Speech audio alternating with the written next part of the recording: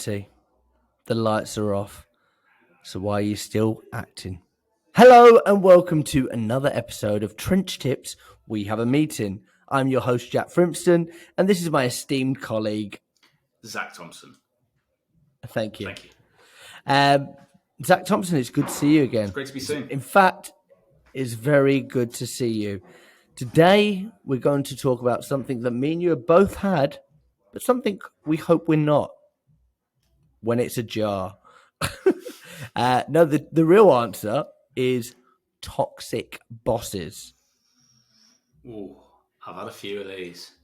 And I hope they haven't got under my skin and live inside me. That's all I can say. I think I speak for a lot of their colleagues. They probably feel like the same. Maybe they have lived inside a few of them. But who knows? And what do I mean? Am I talking literally or hypothetically, metaphorically? Who knows? Subsequently. We don't know. We'll find out in this chat, though.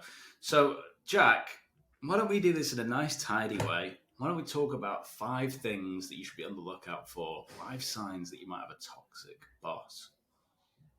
I like it. It's tidy. What's at the top of your list, Mr. Thompson? So I've got hiring attractive young people. Okay? And look, why is that a problem? Okay? But I'm going to tell you from experience how this typically plays out, okay? So I walked into one business and, middle-aged man, receding hairline, bit of a gut hanging over the belt. Nothing wrong with that. That's fine. We all age. Nothing We're wrong human. with that. Nice to meet you. I'll introduce you to everyone. Walk across to the accounts team. It's like accounts, marketing, and just some of the most attractive people you've ever seen in your life. And look, there's no denying that they knew what job to do, very well organised, had skill. That's not what I'm saying. Fine. The issue is, flash forward to the summer party or the Christmas party, that same middle-aged man that's married with children is leant over the bar, whispering one of their ears with his hand a bit too low on the hip line, promising the world and making sure that his Rolex is in eye line the whole time. Okay? And look, I don't want to say that that's something that I've only seen once, because it's certainly not. I'd say I've seen that in some facet in 90% of the places that I've worked. And it makes me feel sad. It makes me feel empty. I'll be honest with you, at one point it made me feel used. Because you were the attractive accounts division. I didn't like the way you said was either. And that's problematic. Because I might be getting older, but... Like a fine wine, my man. I've seen it. You've seen it. It happens. Toxic bosses typically come in the perv variety. Is that fair to say? They come in the perv variety. They've got high sex drive and low commitment when it comes to their wives and partners. I agree. Not from us. We're very much happy in a relationship. And not with each other, though some might think. We're the first openly gay founding co-directors of a business that started together by docking straight into the LinkedIn portal.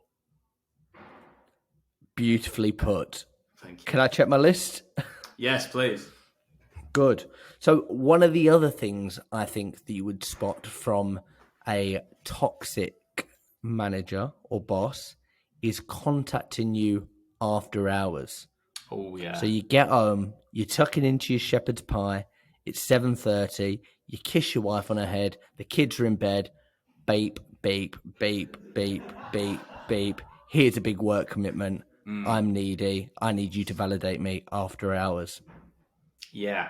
And do you know what? I used to have a boss who used to text things on a Sunday night, like, remind me we need to talk tomorrow. Stuff like that. Or like Friday night, sorry I didn't get to catch up with you. There is something that's been bothering me, but we'll catch up next week. Stuff like that. And then you'd bother yourself about it, and then you'd be with them, and then they'd, oh no, it doesn't really matter, I've kind of forgotten, or I've worked it out myself. That same boss actually messaged me once saying, he said to me once, have you ever considered doing another job role Saturday at about 4 p.m? And I was like, what do you mean? He was like, just something to give some thought to. Why? targets were all being hit, everything was working well. The management style was just very, if I keep you on your toes, a bit like gaslighting in a domestic Mm, relationship. If I keep you on your toes, you'll always be sort of pandering to me. I Anyway, agree. one elbow to his fucking down, right now, down, I was right. I used to be part of a WhatsApp group in a company that I worked in, and I used to send you screenshots, and they'd be like, "Where are the fucking results? You Oh lazy yeah, bunch of bastards! What the fuck is going on? Useless!" That kind of stuff. So yeah, I always think like if you're a manager and you have to catch up with one of your team, like just put like catch up brackets, nothing to worry about. If there's something to worry about, just think of them as a human being. That's my advice. yeah. And don't put catch up to all the attractive people you've conveniently hired in accounts for the summer I party know. either. Catch up, winky face aubergine. We know the game. Yeah, we know the Number game. three. Number three. Micromanagement. What does micromanagement mean? It means second guessing everything that someone might do, second guessing Hmm. behavior, making you overthink, very reactive, constantly saying you could have done that better. There's a way of giving feedback, but micromanagement just isn't something that's going to work. And Hmm. one of the best bosses I had knew everyone's numbers inside out, so he never needed to do this.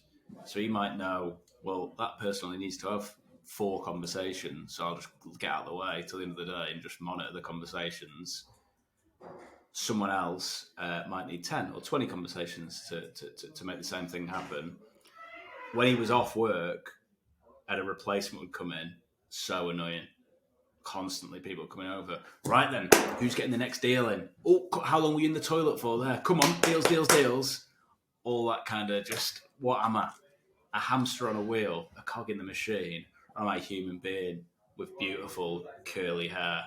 You know, that's the thing you've got to be asking yourself all the time. And yeah, I use a few products in it, but All to right, another it's not podcast. commercial. No, I agree. I think there's a way of humor and there's a way of management, but also if people need to piss, let people piss. And don't take it. Don't take it. Don't take it and let people. Number four. One day I'm happy as Larry. Next day I'm kicking you in the arse. So I used to have this great boss, right? He's infamous now. I've done a few posts about him on LinkedIn, and sadly, or maybe happily, depending on what your relationship was with him, he's dead. So anything we say about him doesn't really matter. He's never going to hear it unless I meet him in the afterlife. But he had this great ability where he was a CEO, right? We had this great ability to make people feel really good or really on edge, and you never really knew what you were going to get. So it sort of put everyone in that kind of weird heightened state where they didn't want to like step out of line. And then when he was really sound, you'd kind of like, oh my god, oh yeah, thank you so much for that. Yeah, no, what? And it'd be like over.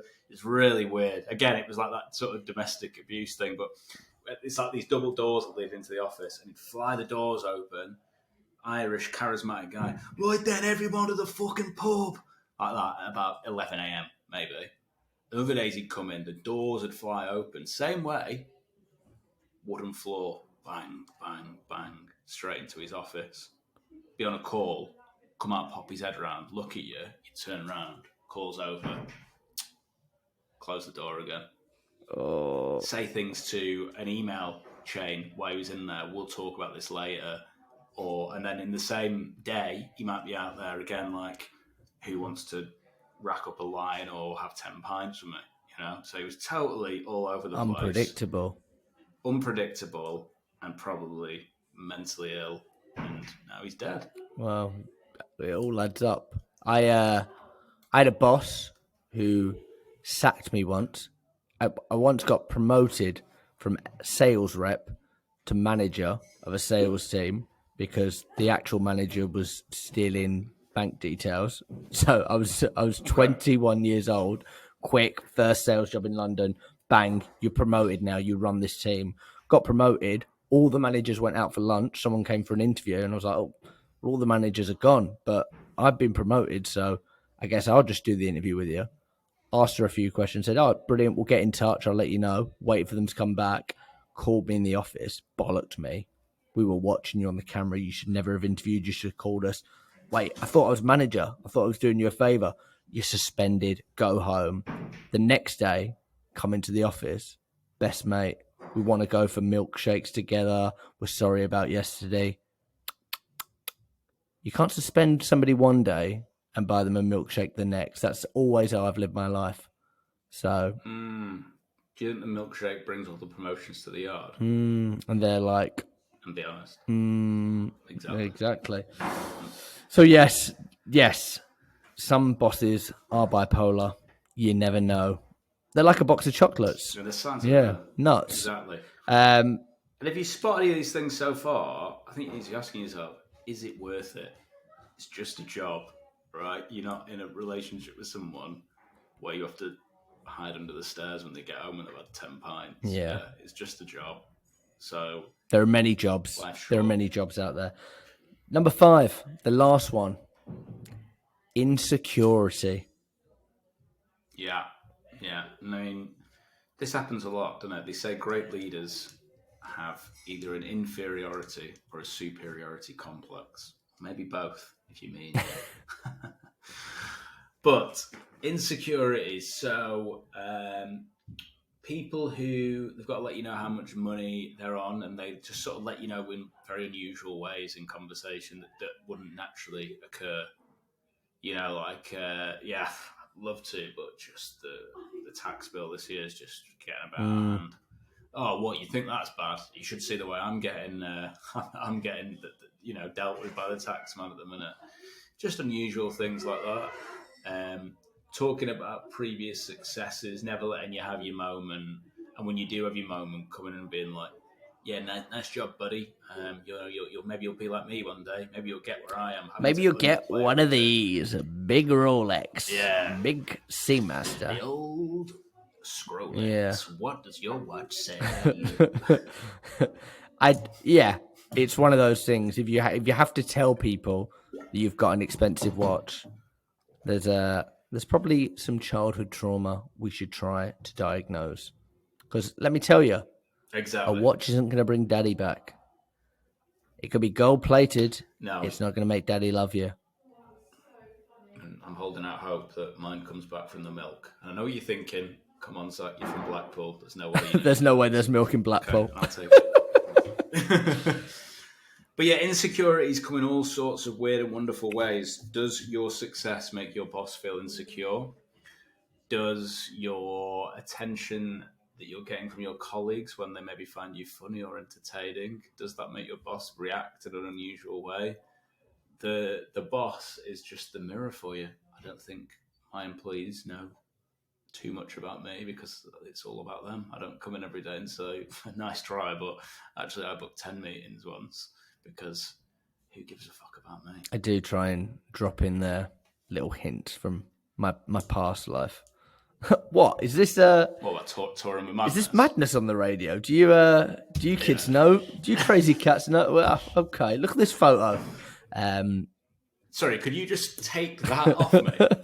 Oh, that just reminds me of it. Take that. Yeah, cool. So yes, I like to think nobody's perfect. Am I 100% the perfect boss? No. Am I toxic? I'll ask my team. We'll see what the yearly survey says. But if you spot these signs in a toxic boss, like Zach said, life is short. We're all going to die one day. Is it worth it? It's not worth it. Talk about the time you're in that Filipino jail. Thank you for listening, guys. See you later.